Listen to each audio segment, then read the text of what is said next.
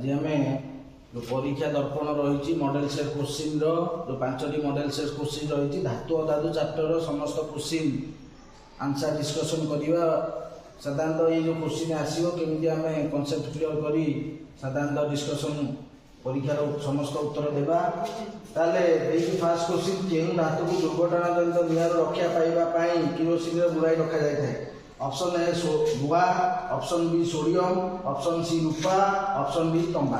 साधारणतः आम जाचे जे सोडियम और पोटासियम परि धातु अधिक प्रतिक्रियाशील, तेणु एमाने कौन करती ना वायु थी अम्लजान सहित प्रतिक्रिया करी हठात किना जली उठती, जल सहित प्रतिक्रिया करी हठात किना जली उठती। तेणु से सोडियम और पोटासियम परि धातु को साधारणतः किरोसिन बुड़ाई रखा जाए कहीं ना अम्लजान संपर्श न आसवाई। तेणु सोडियम हूँ सठिक उत्तर, तेना ऑप्शन बी है सठिक उत्तर सोडियम। सोडियम को किरोसिन बुड़े रखा जाए थाए। बुझेगा। नेक्स्ट क्वेश्चन देख देख, नेक्स्ट क्वेश्चन देमर निम्नोक्त केउं धातु गुड़िक वैद्युतिक शोधन प्रणाली शोधन करा जाए। आमर ऑप्शन देछि आई रे एयू कहले सुना, सेकंड आई रे देछि कपर, थर्ड आई रे देछि सोडियम, फोर्थ आई रे देछि पोटासियम। तेणु ऑप्शन ए रे देछि आई ओ सेकंड आई, बी रे देछि आई ओ थर्ड आई, सी रे देछि सेकंड आई ओ थर्ड आई, डी रे देछि आई ओ आई बी। तेणु साधारणतः आमर केउं धातु गुड़ी को वैद्युतिक शोधन प्रणाली शोधन करा जाए। साधारणतः चारोटी जो देछि आई सेकंड आई थर्ड आई फोर सेतु आमर देछि सोडियम पोटासियम। सोडियम पोटासियम उच्च प्रतिक्रियाशील धातु, तेणु एमाने कौन करती सीधा सड़क अम्लजान सहित प्रतिक्रिया करती। तेणु एमानंकु वैद्युतिक शोधन दरकार नाही।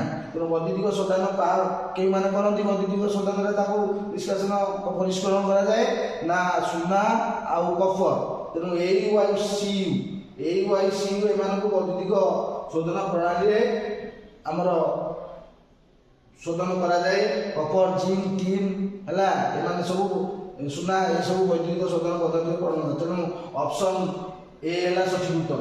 नेक्स्ट क्वेश्चन देखिए निम्नोक्त केउं धातु अति लघु नाइट्रिक एसिड सह प्रतिक्रिया कर H2 गैस सृष्टि करता है। वेरी इंपोर्टेंट क्वेश्चन है, सब प्राय टाइम परीक्षा आसी। साधारणतः अधिकांश धातु अम्ल सहित प्रतिक्रिया करती, किंतु धातु माने साधारणतः HCl सहित प्रतिक्रिया कर हाइड्रोजन गैस बाहर निर्गत होता है एवं H2SO4 सहित प्रतिक्रिया करती। किंतु आमर HNO3 बा नाइट्रिक एसिड सहित लघु नाइट्रिक एसिड सहित प्रतिक्रिया करती ना। किए किए प्रतिक्रिया करती केवल मैग्नेशियम आउ आमर मैंगानीज। मैग्नेशियम और मैंगानीज परि धातु ये केवल लघु नाइट्रिक एसिड सहित प्रतिक्रिया करती। कहीं ना नाइट्रिक एसिड साधारणतः गोटे चालक, तेणु ये कौन करे ना धातु मान से जो जिते जारित होता है से नाइट्रोजन ऑक्साइड ये सब उत्पन्न होता है। तेणु आमर केवल मैग्नेशियम आउ आमर मैंगानीज ये दुईटी धातु ही लघु नाइट्रिक एसिड सहित प्रतिक्रिया करते। बाकी अन्य कौन धातु लघु नाइट्रिक एसिड सहित प्रतिक्रिया कर हाइड्रोजन गैस उत्पन्न करपारती ना। तेणु ऑप्शन देछि आई रे देछि मैग्नेशियम, सेकंड आई रे देछि सोडियम, थर्ड आई रे देछि मैंगानीज, फोर्थ आई रे देछि पोटासियम। तेणु ऑप्शन ए रे देछि केवल आई ठीक, बी रे देछि केवल आई ओ सेकंड आई ठीक, सी रे देछि केवल आई ओ थर्ड आई ठीक एवं डी रे देछि केवल आई ओ आई बी ठीक। तेणु मैग्नेशियम आई रे देछि एवं मैंगानीज होउछि हम सठिक उत्तर मैग्नेशियम और मैंगानीज। तेणु आई और थर्ड आई सठिक उत्तर। तेणु ऑप्शन सी है सठिक उत्तर। नेक्स्ट आम कौन ना नेक्स्ट क्वेश्चन है कार्बन विचारण पद्धति केउं धातु निष्कासन करा जाए नहीं। कार्बन विचारण पद्धति केउं धातु को निष्कासन करा जाए नहीं। आम साधारणतः कार्बन विचारण पद्धति क्या निष्कासन करा जाए। साधारणतः आयरन जिंक लेड एगुड़ी सब मध्यम प्रतिक्रियाशील धातु एमाने कैल्सिनेशन रोस्टिंग ये सब पद्धति कैल्सिनेशन और रोस्टिंग पद्धति कौन ना कैल्सिनेशन और रोस्टिंग पद्धति निष्कासन करा जाए। किंतु आमर केउं धातु को निष्कासन करा जाए नहीं ना मैंगानीज। मैंगानीज एवं तेणु ऑप्शन बी है सठिक उत्तर। बुझेगा। कहीं ना जिंक लेड आयरन लेड एम सब कपर एम सब कार्बन विचारित मध्यम प्रतिक्रियाशील धातु। Potassium sodium calcium magnesium aluminium एम उच्च प्रतिक्रियाशील धातु। बुझेगा। तो विद्युत विश्लेषण द्वारा निष्कासन करा जाए एवं आम सुना रूपा एम सब प्रकृति उपलब्ध आम साधारणतः कम प्रतिक्रियाशील धातु। तेणु मैंगानीज को कार्बन विचारण पद्धति निष्कासन करा जाए नहीं। ବୁଝିଲା। ନେକ୍ସଟ କ୍ୱେଶ୍ଚିନ୍ ଦେଇଛି ଆମର କ'ଣ ନା ନେକ୍ସଟ କ୍ୱେଶ୍ଚିନ୍ ଦେଇଛି ନିମ୍ନତ କେଉଁ ମିଶ୍ର ଧାତୁରେ ଏକ ଅଧାତୁ ଅଂଶୀଦାର ମୌଳିକ ରୂପେ ରହିଥାଏ। ଦେଖ ଇଏ ଦେଇଛି କ୍ୱେଶ୍ଚିନ୍ ଡି ଅପସନ୍ ଏ ରେ ଦେଇଛି ପିତ୍ତଳ, ବି ରେ ଦେଇଛି ବ୍ରୋଞ୍ଜ, ସି ରେ ଦେଇଛି ସୋଲଜର, ଡି ରେ ଦେଇଛି ଷ୍ଟିଲ୍। ତାହେଲେ ଆମର ସଲ୍ୟୁସନ୍ ଆମେ ପାଇବାକୁ ହେଲେ ପିତ୍ତଳ ହେଉଛି କ'ଣ ପିତ୍ତଳ ହେଉଛି କପର ଆଉ ଜିଙ୍କ୍, ତେଣୁ ଦୁଇଟା ଧାତୁ। ନେକ୍ସଟ ଦେଇଛି ବ୍ରୋଞ୍ଜ, ବ୍ରୋଞ୍ଜ ହେଉଛି କ'ଣ ବ୍ରୋଞ୍ଜ ହେଉଛି କପର ଆଉ ଟିଣ ହେଲା। ଏବଂ ନେକ୍ସଟ ଦେଇଛି ସୋଲ୍ଡର, ସୋଲ୍ଡର ହେଉଛି କ'ଣ ନା ସାଧାରଣତଃ ଆମର ସୀସା ପିବି ଆଉ ପ୍ଲସ୍ ଏସ୍ଏନ୍। ନେକ୍ସଟ ଦେଇଛି ଷ୍ଟିଲ୍, ଷ୍ଟିଲ୍ ହେଉଛି କ'ଣ ଆଇରନ୍ ଆଉ କାର୍ବନ। କାର୍ବନ ହେଉଛି ଗୋଟେ ଅଂଶୀଦାର ଷ୍ଟିଲ୍ ପ୍ରସ୍ତୁତିରେ ସାଧାରଣତଃ 0.05% ରୁ 2% ଭିତରେ କାର୍ବନର ପ୍ରତିଶତ ରହିଥାଏ। ତେଣୁ କାର୍ବନ ମିଶାଇ ଆମର ଆଇରନ୍ ସହିତ କାର୍ବନ ମିଶାଇ ଷ୍ଟିଲ୍ ପ୍ରସ୍ତୁତ କରାଯାଏ। ଆଇରନ୍ ସହିତ ଆମର ନିକେଲ୍ କ୍ରୋମିୟମ୍ ଏସବୁ ମିଶାଇକିନା ଷ୍ଟେନଲେସ୍ ଷ୍ଟିଲ୍ ପ୍ରସ୍ତୁତ କରାଯାଏ। ତେଣୁ ଷ୍ଟିଲ୍ ହେଲା ସଠିକ ଉତ୍ତର। ତେଣୁ ଅପସନ୍ ଡି ହେଲା ସଠିକ ଉତ୍ତର। ଯେଉଁ ମିଶ୍ର ଧାତୁରେ ଗୋଟେ ଅଧାତୁ ହେଉଛି କାର୍ବନ ଏବଂ ଧାତୁ ହେଉଛି ଆଇରନ୍ ଗୋଟେ ଅଂଶୀଦାର ରୂପେ ରହିଥାଏ। ତେଣୁ କାର୍ବନ ଆଉ ଆଇରନ୍ ମିଶାଯାଇ ଆମର ଷ୍ଟିଲ୍ ପ୍ରସ୍ତୁତ କରାଯାଏ 0.05%। ବୁଝିଲା କାର୍ବନ ରହିବ। ବୁଝିଲା। ନେକ୍ସଟ କ୍ୱେଶ୍ଚିନ୍ ଦେଇଛି ନିମ୍ନୋକ୍ତ ଧାତୁ ଗୁଡ଼ିକ ମଧ୍ୟରୁ କେଉଁଟିକୁ ପାପୁଲି ଉପରେ ରଖିଲେ ତରଳିଯାଏ। ଦେଖ ଆଇରେ ଦେଇଛି ଗାଲିୟମ୍, ସେକେଣ୍ଡ ଆଇରେ ଦେଇଛି ପାରଦ, ଥାର୍ଡ ଆଇରେ ଦେଇଛି ତମ୍ବା, ଫୋର୍ଥ ଆଇରେ ଦେଇଛି ସିସିୟମ୍। ସାଧାରଣତଃ ଆମର ଏଇ ଚାରୋଟି ଆଇ ଆଉ I third I fourth. Option A ରେ ଦେଇଛି କେବଳ ଆଇ ଜିଙ୍କ୍, ବି ରେ ଦେଇଛି ଉଭୟ I O second I zinc, C ରେ ଦେଇଛି ଉଭୟ ଆଇ ଓ ଆଇ ବି ଜିଙ୍କ୍ ଏବଂ ଡି ରେ ଦେଇଛି କେବଳ ଆଇ ବି ଜିଙ୍କ୍। ତାହେଲେ ଦେଖ ଆମର এই କୋଶ୍ଚିନ୍ଟା ସାଧାରଣତଃ ଅଧିକାଂଶ ଧାତୁ ହେଉଛନ୍ତି ଉଚ୍ଚ ଗଳନାଙ୍କ ବିଶିଷ୍ଟ ହେଲା। ଆମର କେତେକ ଧାତୁ ଅଛନ୍ତି ଯେଉଁମାନଙ୍କର ଗଳନାଙ୍କ ନିମ୍ନ ହେଲା, ଯଥା ଗାଲିୟମ୍ ଆଉ ସିସିୟମ୍। ଗାଲିୟମ୍ ସିସିୟମ୍ ଗଳନାଙ୍କ ଏତେ କମ୍ ଯେ ଇଏ ସାଧାରଣତଃ ଆପଣ ହାତ ପାପୁରେ ରଖିଲେ ଏଗୁଡ଼ିକ ସବୁ ତରଳି ଯାଇଥାନ୍ତି। ବାକି ଏ ଅନ୍ୟ ଯେଉଁ ତମ୍ବା ହେଉ ଆମର ଲୁହା ହେଉ ଏମାନଙ୍କର ଆମର କ'ଣ ନା ଗଳନାଙ୍କ ଅତି ଉଚ୍ଚ, ଆଇରନ୍ର ଗଳନାଙ୍କ ଅତି ଉଚ୍ଚ। କେବଳ ଗାଲିୟମ୍ ଆଉ ସିସିୟମ୍ ପରି ଧାତୁ ଏମାନଙ୍କୁ ହାତ ପାପୁଲି ରଖିଲେ ଏମାନେ ନିମ୍ନ ଗଳନାଙ୍କ ବିଶିଷ୍ଟ ହୋଇଥିବାରୁ ତରଳି ଯାଇଥାନ୍ତି। ତେଣୁ ଗାଲିୟମ୍ ଦେଇଛି ଆଇରେ ଦେଇଛି ଗାଲିୟମ୍ ଏବଂ ଆଇବିରେ ଦେଇଛି ସିସିୟମ୍। ତେଣୁ ଅପସନ୍ ଆଇ ଓ ଆଇ ବି ହେଲା ଠିକ୍। ତେଣୁ ଅପସନ୍ ସି ହେଲା ସଠିକ ଉତ୍ତର। ଆଇ ଓ ଆଇ ବି ଗାଲିୟମ୍ ଆଉ ସିସିୟମ୍ ପରି ଧାତୁ। ନେକ୍ସଟ କ୍ୱେଶ୍ଚିନ୍ ଦେଇଛି ଗୋଟିଏ କାଚ ପାତ୍ରରେ 15 ଲିଟର ଗାଢ଼ ହାଇଡ୍ରୋକ୍ଲୋରିକ୍ ଏସିଡ୍ ଆଉ ଓ ଅନ୍ୟ ଏକ ପାତ୍ରରେ 4 ଲିଟର ଗାଢ଼ ନାଇଟ୍ରିକ୍ ଏସିଡ୍ ନିଆଯାଇଛି। ଏଥିରେ ଅତି ବେଶୀରେ କେତେ ଲିଟର ଅମ୍ଳଜାନ ତିଆରି କରାଯାଇପାରିବ। କ୍ୱେଶ୍ଚିନ୍ ପ୍ରାୟ ସମୟ ପରୀକ୍ଷାରେ ପଡ଼ୁଛି ଏହି ଅମ୍ଳଜାନରୁ। ତେଣୁ ଦେଇଛି ଅପସନ୍ ଏ ରେ 16 ଲିଟର, ଅପସନ୍ ବି ରେ 12 ଲିଟର, ଅପସନ୍ ସି ରେ 19 ଲିଟର ଏବଂ ଅପସନ୍ ଡି ରେ 15 ଲିଟର ଦେଇଛି। ତାହେଲେ ଦେଇଛି ଅମ୍ଳରାଜ। ଅମ୍ଳରାଜ କିପରି ପ୍ରସ୍ତୁତ ହୁଏ ନା ଅମ୍ଳରାଜ ପ୍ରସ୍ତୁତି ପାଇଁ 3:1 ରେସିଓ। କ'ଣ 3:? ନା 3 ଭାଗ ହେଉଛି ଆମ ନାଇଟ୍ରିକ୍ ଏସିଡ୍ HNO3 ଆଉ 1 ଭାଗ ହେଉଛି କ'ଣ ହାଇଡ୍ରୋକ୍ଲୋରିକ୍ ଏସିଡ୍। କାହିଁକି ସାଧାରଣତଃ ସୁନା ରୂପା ପ୍ଲାଟିନମ୍ ପରି ଧାତୁ ଗୁଡ଼ିକ କୌଣସି ଅମ୍ଳ ସିଧାସଳଖ ସେମାନଙ୍କୁ କ'ଣ ଦ୍ରବୀଭୂତ କରିପାରେ ନାହିଁ। କିନ୍ତୁ ଅମ୍ଳରାଜ ନାଇଟ୍ରିକ୍ ଏସିଡ୍ ଆଉ ହାଇଡ୍ରୋକ୍ଲୋରିକ୍ ଏସିଡ୍ 3:1 ରେସିଓରେ ପ୍ରସ୍ତୁତ ସେ ସୁନା ଆଉ ରୂପା ପରି ଧାତୁ ଗୁଡ଼ିକୁ ସାଧାରଣତଃ ପରିଷ୍କରଣ କରିବାରେ ବ୍ୟବହାର କରାଯାଏ। ତେଣୁ ଦ୍ରବୀଭୂତ ହୋଇଯାଆନ୍ତି। ତେଣୁ ଏଥିରେ ଦେଇଛି ଆମର 15 ଲିଟର ହେଲା ହାଇଡ୍ରୋକ୍ଲୋରିକ୍ ଏସିଡ୍ ଏବଂ 4 ଲିଟର ହେଲା ନାଇଟ୍ରିକ୍ ଏସିଡ୍। ତାହେଲେ କେତେ ଲିଟର ଆମେ ଅମ୍ଳଜାନ ତିଆରି ହେଇପାରିବ। ତାହେଲେ ହାଇଡ୍ରୋକ୍ଲୋରିକ୍ ଏସିଡ୍ କେତେ ଭାଗ ଆମେ ଦେଖିବା, ରେସିଓ କେତେ ନା 1 ରେସିଓ। ତେଣୁ 15 ଲିଟର ଦେଇଛି ମାନେ 15 ଲିଟର ହିଁ 15 ଲିଟର ହାଇଡ୍ରୋକ୍ଲୋରିକ୍ ଏସିଡ୍ ଅମ୍ଳଜାନରେ ବ୍ୟବହାର ହେବ। ବାକି ଦେଇଛି ଆମର କ'ଣ ନା 4 ଲିଟର ନାଇଟ୍ରିକ୍ ଏସିଡ୍। ତାହେଲେ ନାଇଟ୍ରିକ୍ ଏସିଡ୍ 3 ଭାଗ, ହାଇଡ୍ରୋକ୍ଲୋରିକ୍ ଏସିଡ୍ 1 ଭାଗ। ମନେକର ନାଇଟ୍ରିକ୍ ଏସିଡ୍ 4 ଲିଟର ମାନେ ଇଏ ହେଲା 1 ଲିଟର। 1 ଲିଟରରେ ବ୍ୟବହାର ହେବ। ତେଣୁ ଟୋଟାଲ ଅତି ବେଶୀରେ ଆମର 16 ଲିଟର ବ୍ୟବହାର ହେବ। ତେଣୁ 16 ହେଲା ସଠିକ ଉତ୍ତର। ତେଣୁ ଅପସନ୍ ଏ ହେଲା ସଠିକ ଉତ୍ତର। ବୁଝିଲା। କାହିଁକି ନା ଅମ୍ଳଜାନରେ ନାଇଟ୍ରିକ୍ ଏସିଡ୍ ଆଉ ହାଇଡ୍ରୋକ୍ଲୋରିକ୍ ଏସିଡ୍ର ରେସିଓ ହେଉଛି 3:1। 3 ଭାଗ ନାଇଟ୍ରିକ୍ ଏସିଡ୍, 1 ଭାଗ ହେଲା ହାଇଡ୍ରୋକ୍ଲୋରିକ୍ ଏସିଡ୍। ଯେହେତୁ ହାଇଡ୍ରୋକ୍ଲୋରିକ୍ ଏସିଡ୍ 15 ଦେଇଛି 15 ଲିଟର, ବାକି 4 ଲିଟର ହେଉଛି ଯେଟା ଇଏ ହେଉଛି 1 ଭାଗ। ଆମର 3 ଭାଗ ଯେଉଁ ନାଇଟ୍ରିକ୍ ଏସିଡ୍ ରହୁଛି ସେ 4 ଲିଟର ଦେଇଛି ମାନେ 1 ଲିଟର ପ୍ରସ୍ତୁତ ହେବ। 15 × 16 ଲିଟର ଅତି ବେଶୀରେ ପ୍ରସ୍ତୁତ ହୋଇପାରିବ। ତେଣୁ ଅପସନ୍ ଏ ହେଲା ସଠିକ ଉତ୍ତର। ନେକ୍ସଟ କ୍ୱେଶ୍ଚିନ୍ ଦେଇଛି ଆମର ଦେଖ ନିମ୍ନୋକ୍ତ କେଉଁ କ୍ଷେତ୍ରରେ ବିଦ୍ୟୁତ ବିଶ୍ଳେଷଣ ପଦ୍ଧତି ଅବଲମ୍ବନ କରାଯାଏ ନାହିଁ ହେଲା। ତାହେଲେ ବିଦ୍ୟୁତ ବିଶ୍ଳେଷଣ ପଦ୍ଧତି କେଉଁ କ୍ଷେତ୍ରରେ ଅବଲମ୍ବନ କରାଯାଏ। ଦେଇଛି ଅପସନ୍ ଏ ରେ ଲୁହା ଉପରେ ନିକେଲ ଧାତୁର ପ୍ରଲେପ, ବି ରେ ଦେଇଛି ଲୁହା ଉପରେ ଦସ୍ତା ଧାତୁର ପ୍ରଲେପ, ଲୁହା ଉପରେ କ୍ରୋମିୟମ୍ ଧାତୁର ପ୍ରଲେପ, ଏବଂ ଲୁହା ଉପରେ ଟିନ୍ ଧାତୁର ପ୍ରଲେପ। ସାଧାରଣତଃ ନିକେଲ, କ୍ରୋମିୟମ ଏବଂ ଟିନ୍ ଏଗୁଡ଼ିକ ସବୁ ବିଦ୍ୟୁତ ବିଶ୍ଳେଷଣ ପଦ୍ଧତିରେ ଆମର କ'ଣ କରାଯାଏ ନା ଆମ ଇଲେକ୍ଟ୍ରୋପ୍ଲେଟିଂ କରାଯାଏ ହେଲା। ଇଲେକ୍ଟ୍ରୋପ୍ଲେଟିଂରେ ବିଦ୍ୟୁତ ବିଶ୍ଳେଷଣ ପଦ୍ଧତିରେ ନିକେଲ, କ୍ରୋମିୟମ ଆଉ ଟିନ୍କୁ ବ୍ୟବହାର କରାଯାଏ, ଯାହାଫଳରେ ଗୋଟେ ଲୁହା ଉପରେ ଗୋଟେ କ'ଣ ପ୍ଲେଟିଂ କରାଯାଏ। କିନ୍ତୁ ଆମର ଲୁହା ଉପରେ ଦସ୍ତା ଧାତୁର ପ୍ରଲେପ ଯାହାକୁ ଆମେ ଗାଲଭାନାଇଜେସନ କୁହାଯାଉଛି। କ'ଣ କୁହାଯାଉଛି? ଗାଲଭାନାଇଜେସନ। এই গালভানাইজেসন পদ্ধতিরে ହେଲା ଗାଲଭାନାଇଜିଂ। ତେଣୁ ଗାଲଭାନାଇଜେସନ ପଦ୍ଧତିରେ କ'ଣ ହୁଏ ନା ଲୁହା ଉପରେ ଜିଙ୍କର ଗୋଟେ ପ୍ରଲେପ ଦିଆଯାଏ, ତାକୁ ଜିଆଇ ପାଇପ୍ କୁହାଯାଏ। ପାଇପ୍ ପ୍ରସ୍ତୁତ ସାଧାରଣତଃ କଳଙ୍କି ନିରୋଧ ପାଇଁ, କଳଙ୍କି ଲାଗିବ ନାହିଁ ପାଣି ପାଇପ୍ ଗୁଡ଼ାକ ସବୁ ଜିଆଇ ପାଇପ୍ରେ ପ୍ରସ୍ତୁତ କରିବାରେ ଲୁହା ଉପରେ ଜିଙ୍କର ଗୋଟେ ପ୍ଲେଟିଂ ଦିଆଯାଏ। ଆମର କ'ଣ ନା ଜିଙ୍କର ପ୍ଲେଟିଂ ଦିଆଯାଏ, ତେଣୁ ବିଦ୍ୟୁତ ବିଶ୍ଳେଷଣ କରାଯାଏ ନାହିଁ। କେବଳ ଆମର ଲୁହା ଉପରେ ନିକେଲ, କ୍ରୋମିୟମ, ଟିନ୍ ଏସବୁ ଧାତୁର ପ୍ରଲେପ ଦିଆଯାଇଥାଏ, ତାକୁ ବିଦ୍ୟୁତ ବିଶ୍ଳେଷଣ ପଦ୍ଧତିରେ କରାଯାଏ। ତେଣୁ ଅପସନ ବି ହେଲା ସଠିକ ଉତ୍ତର, ବୁଝିଲା। ନେକ୍ସଟ ଦେଇଛି ଆମର କ'ଣ ନା ଆୟନିକ ଯୌଗିକ ସମ୍ବନ୍ଧରେ କେଉଁ ତିନିଟି ସତ୍ୟ ଅଟେ ଦେଇଛି। ଆୟନିକ ଯୌଗିକ କେଉଁ ତିନିଟି ସତ୍ୟ? ଆୟନିକ ଯୌଗିକ ଗୁଡ଼ିକ ତରଳ ଅବସ୍ଥାରେ ବିଦ୍ୟୁତ ପରିବହନ କରନ୍ତି, ଏଇଟା ହେଲା ଠିକ୍।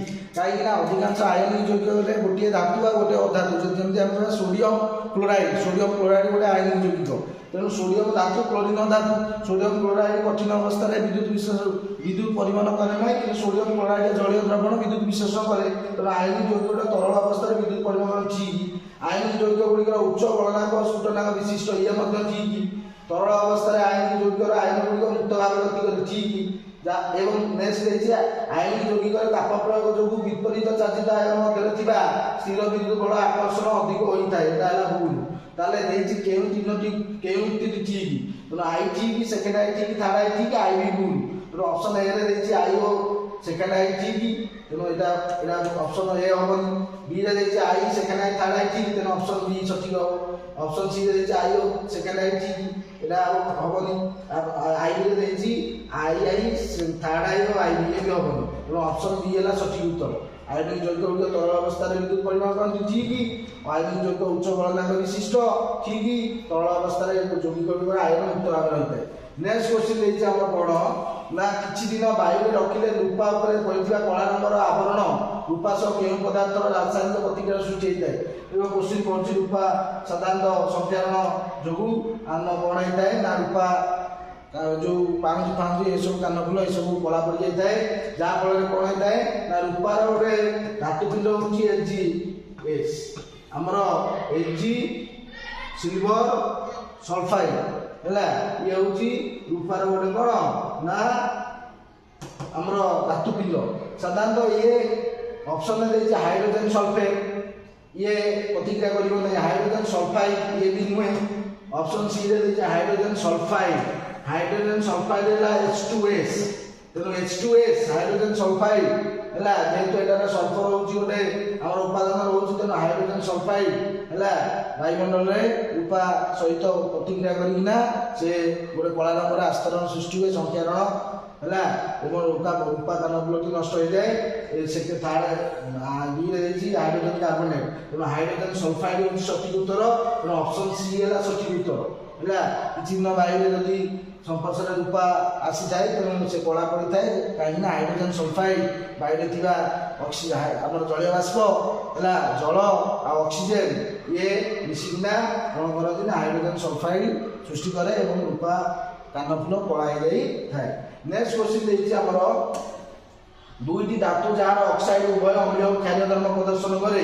ଏ ରେ ଦେଇଛି ମାଗ୍ନେସିୟମ ମାଙ୍ଗାନିଜ, ବି ରେ ଦେଇଛି ଆଲୁମିନିୟମ ଜିଙ୍କ, ସି ରେ ଦେଇଛି ଆଲୁମିନିୟମ ମାଙ୍ଗାନିଜ, ଡି ରେ ଦେଇଛି ମାଗ୍ନେସିୟମ ଆଉ ଜିଙ୍କ। ସାଧାରଣତଃ ଆମର ଦେଖ କେଉଁ ଦୁଇଟି ଧାତୁର ଅକ୍ସାଇଡ୍ ଉଭୟ ଅମ୍ଳୀୟ ଓ କ୍ଷାରୀୟ ଧର୍ମ ପ୍ରଦର୍ଶନ କରେ? ସାଧାରଣତଃ ଆଲୁମିନିୟମ ଆଉ ଜିଙ୍କ ইয়ার অক্সাইড উভয় অম্লীয় ও ক্ষারীয় ধর্ম প্রদর্শন করে এবং আকু কুহযাଏ উভয়ধর্মী অক্সাইড কিଏ না উভয়ধর্মী অক্সাইড হচ্ছে আলুমিনিয়ম অক্সাইড Al2O3 আর জিঙ্ক অক্সাইড, এই দুইটা হচ্ছে উভয়ধর্মী অক্সাইড। তেণু আলুমিনিয়ম আর জিঙ্ক সঠিক উত্তর, বাকি ইয়ে ভুল, ইয়ে ভুল, ইয়ে ভুল। তেণু অপশন বি হল সঠিক উত্তর। আলুমিনিয়ম অক্সাইড আর জিঙ্ক অক্সাইড এই ধাতুর অক্সাইড উভয়ধর্মী, উভয় অম্ল সহিত প্রতিক্রিয়া করবে এবং ক্ষার সহিত প্রতিক্রিয়া করবে। নেক্সট কোশ্চিন দিয়েছে এক অধাতুর অপরূপ যা প্রকৃতির সবুঠাରୁ কঠিনতম ବୁଝିଲା। ଅଧାତୁର ଅପରୂପ ଯାହା ପ୍ରକୃତିର ସବୁଠାରୁ କଠିନ ରୂପ ଆମେ ଜାଣିଛେ କାର୍ବନ। କାର୍ବନର ଦୁଇଟା ଅପରୂପ, ଗୋଟେ ହେଲା ହୀରା ଆଉ ଗୋଟେ ହେଲା କ'ଣ ଗ୍ରାଫାଇଟ। ବୁଝିଲା। এই হীরা ଆଉ ଗ୍ରାଫାଇଟ ହେଲା, ହୀରା ହେଉଛି ସବୁଠାରୁ କଠିନ ଅପରୂପ ଏବଂ ଗ୍ରାଫାଇଟ ହେଉଛି କ'ଣ ନା ବିଦ୍ୟୁତ ପରିବହନ କରେ। କାର୍ବନ ଗୋଟେ ଅଧାତୁ ହେଲେ ମଧ୍ୟ ତାର ବ୍ୟତିକ୍ରମ ଦେଖାଯାଏ, ତା ଅପରୂପ କାର୍ବନ ଅଧାତୁ ସାଧାରଣତଃ ଅଧାତୁ ଗୁଡ଼ିକ ଭଙ୍ଗୁର, କିନ୍ତୁ କାର୍ବନର ଅପରୂପ ହୀରା ସବୁଠାରୁ କଠିନ ଅଧାତୁ, କାଚ କାଟିବାରେ ବ୍ୟବହାର କରାଯାଏ ଏବଂ ଗ୍ରାଫାଇଟ ଯିଏକି ବିଦ୍ୟୁତ ପରିବହନ କରେ। ତେଣୁ ଅପସନ ଏ ରେ ଦେଇଛି ହୀରା ହେଲା, ଅପସନ ବି ରେ ଦେଇଛି ଗ୍ରାଫାଇଟ, ସି ରେ ଦେଇଛି ଫୁଲେରିନ୍, ଡି ରେ ଦେଇଛି କୋକ୍। ତେଣୁ ହୀରା ହେଉଛି ସବୁଠାରୁ କଠିନ ଅପରୂପ କାର୍ବନର, ଯିଏ ସବୁଠାରୁ କଠିନ ଅବସ୍ଥାରେ ଥାଏ, ସେଇଥିପାଇଁ ହୀରାକୁ କାଚ କାଟିବାରେ ବ୍ୟବହାର କରେ। ତେଣୁ ଅପସନ ଏ ହେଲା ସଠିକ ଉତ୍ତର। ନେକ୍ସଟ କ୍ୱେଶ୍ଚିନ୍ ଦେଇଛି ଆମର ଦେଖ, ଜିଙ୍କର ବୈଦ୍ୟୁତିକ ଶୋଧନ ବେଳେ ବିଶୁଦ୍ଧ ଜିଙ୍କ କେଉଁଠାରେ ଜମା ହୁଏ? ଏ କ୍ୱେଶ୍ଚିନ୍ ଆମର ଦେଖ जो देइछि जिंक रो वैद्युतिक शोधन रे जेते ऑप्शन ए रे एनोड टारे, ऑप्शन बी रे देइछि उभय एनोड और कैथोड टारे, ऑप्शन सी रे देइछि कैथोड टारे, ऑप्शन डी देइछि वैद्युतिक द्रव्य मध्ये रे।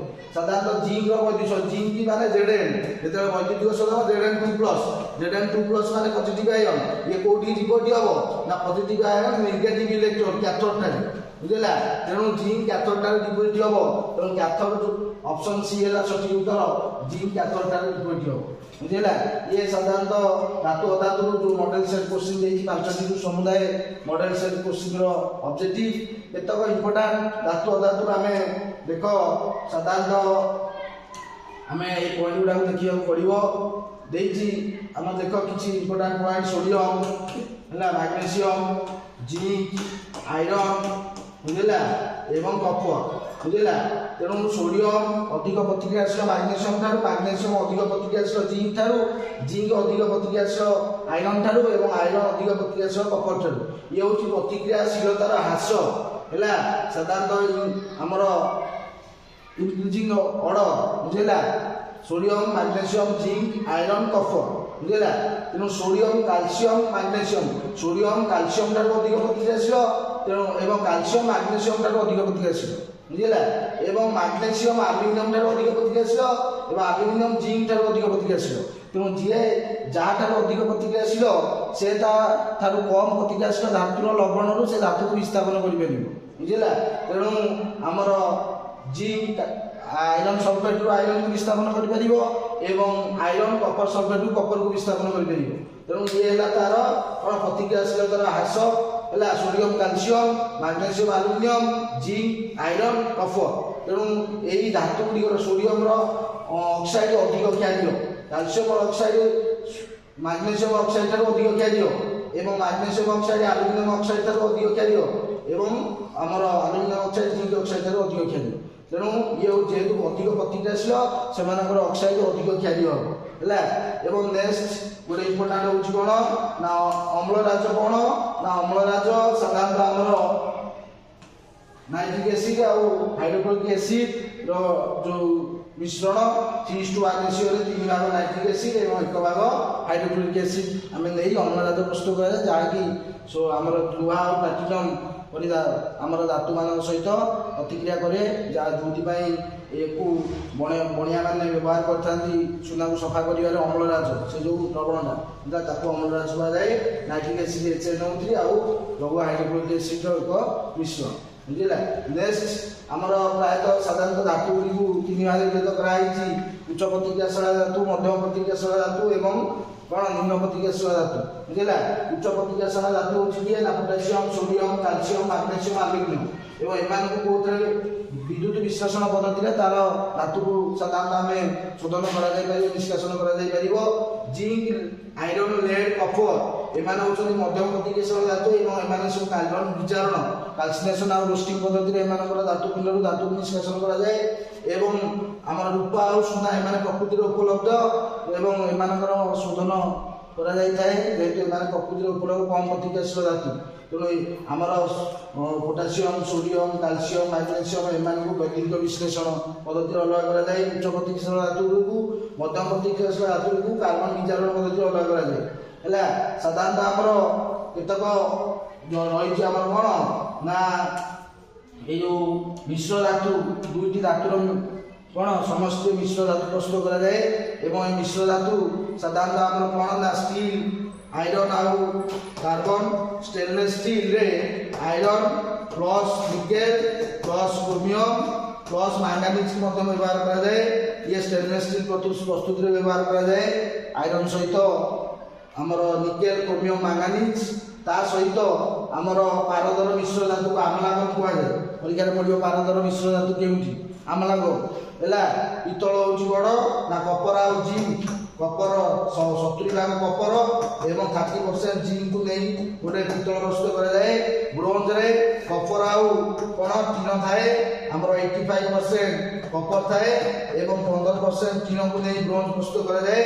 ଏବଂ ସୋଲ୍ଡରରେ ସାଧାରଣତଃ ଲେଡ୍ ଆଉ ଟିନ୍କୁ ମିଶ୍ର ଧାତୁକୁ ସୋଲ୍ଡର କୁହାଯାଏ, ଯାହାକୁ ଆମର ଇଲେକ୍ଟ୍ରିକାଲ ଜଳେଇରେ ବ୍ୟବହାର କରାଯାଏ ସୋଲ୍ଡିଂରେ ବୁଝିଲା। ତେଣୁ ଏମାନେ ହେଉଛନ୍ତି ଗୋଟେ ଗୋଟେ କ'ଣ ଆଲୟ ଆମର ଧାତୁର ଗୋଟେ ମିଶ୍ର ଧାତୁ ହେଲା, ଯେଉଁଥିରେ କି ଏକାଧିକ ଧାତୁ ହେଲା ଏବଂ ଅଧାତୁ ମିଶିକିନା ଗୋଟେ ମିଶ୍ର ଧାତୁ ପ୍ରସ୍ତୁତ କରାଯାଏ। ତେଣୁ ମେଟାଲ ଆଉ ଧାତୁ ଅଧାତୁ ଚାପ୍ଟର ଭେରି ଇମ୍ପୋର୍ଟାଣ୍ଟ ହେଲା। ସେଥିରେ ଆମର ସୋଡ଼ିୟମ କ୍ଲୋରାଇଡ୍ ଏବଂ ମାଗ୍ନେସିୟମ କ୍ଲୋରାଇଡ୍ ଏମାନେ ହେଉଛନ୍ତି ଆୟନିକ ଯୌଗିକ। ଆଲୁମିନିୟମ କ୍ଲୋରାଇଡ୍ ଇଏ ମଧ୍ୟ ଆୟନିକ ଯୌଗିକ। ତେଣୁ ଧାତୁ ଆଉ ଅଧାତୁ ମଧ୍ୟରେ ଇଲେକ୍ଟ୍ରନ୍ ଟ୍ରାନ୍ସଫର ଫଳରେ ଆୟନିକ ଯୌଗିକ ସୃଷ୍ଟି ହୋଇଥାଏ। ତେଣୁ ସୋଡ଼ିୟମ କ୍ଲୋରାଇଡ୍ ଗଠନ, ମାଗ୍ନେସିୟମ କ୍ଲୋରାଇଡ୍ ଗଠନ, ଆଲୁମିନିୟମ କ୍ଲୋରାଇଡ୍ ଗଠନ ହେଲା। ସୋଡ଼ିୟମ କାଟାୟନ Na+ ହେଲା 2 ମାଗ୍ନେସିୟମ କାଟାୟନ Mg2+ ଏବଂ ଆଲୁମିନିୟମ କାଟାୟନ Al3+ ବୁଝିଲା। ତେଣୁ ଧାତୁ ଆଉ ଅଧାତୁ ମଧ୍ୟରେ ସୃଷ୍ଟ ଯୌଗିକକୁ ଆୟନିକ ଯୌଗିକ କୁହାଯାଏ। ଧାତୁ ଇଲେକ୍ଟ୍ରନ୍ ତ୍ୟାଗ କରେ କାଟାୟନରେ ପରିଣତ ହୁଏ, ଅଧାତୁ ଇଲେକ୍ଟ୍ରନ୍ ଗ୍ରହଣ କରେ ଆନାୟନରେ ପରିଣତ ହୁଏ। ତା ସହିତ ଥର୍ମିକ ପ୍ରତିକ୍ରିୟା ସାଧାରଣତଃ ଆଇରନ୍କୁ ସାଧାରଣତଃ ରେଳ ଧାରଣା ଯୋଡ଼ିବାରେ ଆଲୁମିନିୟମକୁ ବ୍ୟବହାର କରାଯାଏ ଥର୍ମିକ ପ୍ରତିକ୍ରିୟା ଦ୍ୱାରା ହେଲା। ଆଲୁମିନିୟମ ଯେଉଁ ଫାଙ୍କ ସ୍ଥାନକୁ ଫାଟ ସ୍ଥାନକୁ ଯୋଡ଼ିବାରେ ବ୍ୟବହାର କରାଯାଏ ହେଲା। ତେଣୁ ଇଏ ଅନେକ ଅବଜେକ୍ଟିଭ ଟାଇପ୍ କୋଶ୍ଚିନ୍ ଆସିବ ହେଲା। ସବୁଠାରୁ କଠିନ ଅଧାତୁ ସାଧାରଣତଃ ହୀରାର ଅପରୂପ କାର୍ବନ, ଧାତୁ ଗୁଡ଼ିକର ଭୌତିକ ଓ ରାସାୟନିକ ଧର୍ମ ହେଲା। ଅଧାତୁ ଗୁଡ଼ିକର ଭୌତିକ ଧର୍ମ ହେଲା ନମନୀୟତା, ତନ୍ୟତା ଏବଂ ଧାତବ ଧ୍ୱନି ସୃଷ୍ଟି କରେ ଏବଂ ଧାତୁ ବିଦ୍ୟୁତ ପରିବହନ ଏବଂ ତାପ ପରିବହନ। କିନ୍ତୁ ଅଧାତୁ ଏ ଗୁଣ ଗୁଡ଼ିକ ନଥାଏ। କେବଳ କାର୍ବନର ଅପରୂପ ଗ୍ରାଫାଇଟ୍ ଯିଏକି ବିଦ୍ୟୁତ ପରିବହନ କରେ ଏବଂ କାର୍ବନର ଅପରୂପ ହୀରା ଯିଏକି ଗୋଟେ କ'ଣ ନା କଠିନତମ ଅଧାତୁ। ତେଣୁ ଭଲ ଭାବରେ ଏ ବିଷୟ ପ୍ରିପେୟାର ହେଇକିନା ଯିବ ଏବଂ ଇଏ ସମସ୍ତ ଅବଜେକ୍ଟିଭ ଟାଇପ୍ କୋଶ୍ଚିନ୍ ଧାତୁ ଅଧାତୁ ବିଷୟ। ତେଣୁ ଇଏ important for annual HSC examination 2025। ତେଣୁ ଭଲ ଭାବରେ ଏକ୍ଜାମ ପାଇଁ ପ୍ରିପେୟାର ହେବ। Best of luck.